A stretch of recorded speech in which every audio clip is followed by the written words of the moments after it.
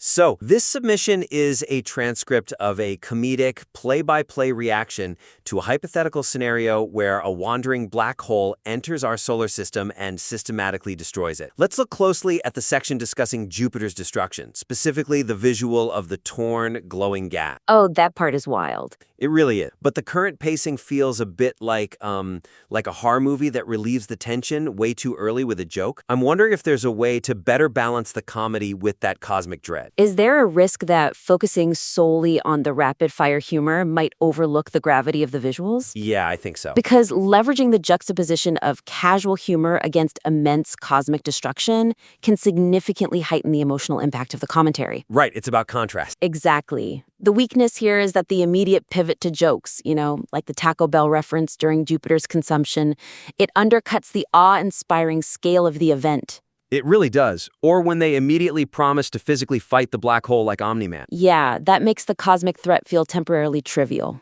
So what is the suggestion to fix that?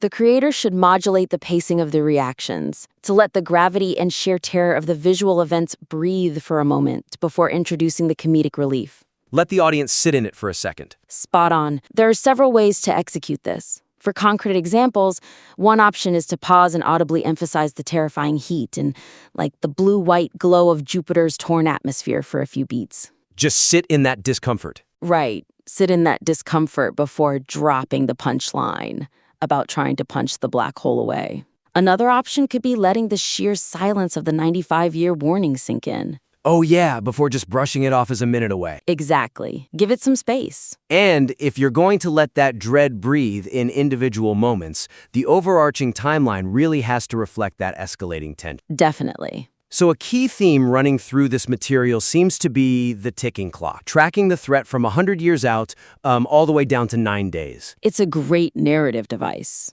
It is, but I have to push back on the current structure here. If we treat the destruction of every outer planet with the exact same level of surprise, doesn't it sort of dilute the focus on Earth's impending doom? I see what you mean. Building on that point, what if we looked at it from the perspective of a cohesive survival story? Okay, I like that. Anchoring the scattered observational reactions to a central, escalating narrative arc transforms the piece from a simple visual play-by-play into a compelling survival story. Because right now it just feels like a list of explosions. Yeah. The weakness is that the commentary currently treats the destruction of Neptune, Jupiter, and the dwarf planets as isolated, disconnected visual events. Right. And doing that fails to build mounting suspense as the threat actively approaches the inner solar system. So we need a clearer build-up. What's the suggestion? Frame the progression using a distinct ticking clock motif that explicitly connects the outer system's demise directly to Earth's decreasing chances of survival. Ah, tying everything back to us. Exactly. For concrete examples, this could be approached in a few different ways. When the dwarf planets and Neptune are flung away at 19 years out, the creator could explicitly mention that Earth's outer planetary shields have just fallen. Oh, wow, that sounds so much more intense. Right? Alternatively, when Jupiter is consumed, frame it as a massive escalation. That turns the subsequent 5-month warning for Earth into a tense, inevitable climax. Rather than just the next bullet point on a list of destroyed planets. You got it. Yeah, once a strong survival arc is established, exploring the actual mechanics of those cosmic events makes the whole journey far more captivating. For sure. As I understand it from the notes, the argument here is that the visuals at the end, like the auroras and the metal beach of Mercury, they're simply described as beautiful or majestic. Which they are, but there's more to it.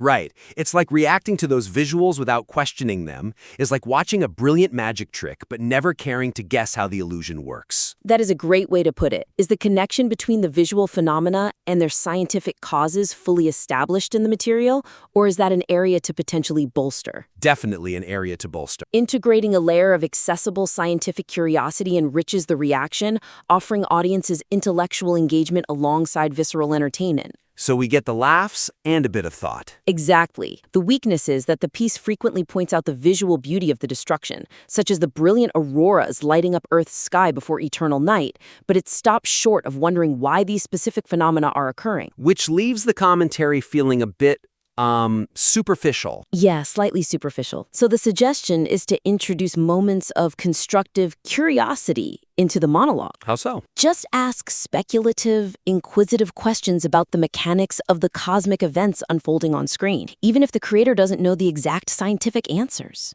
Just posing the question is enough to engage the audience? Exactly. There are many ways to inject this curiosity as examples.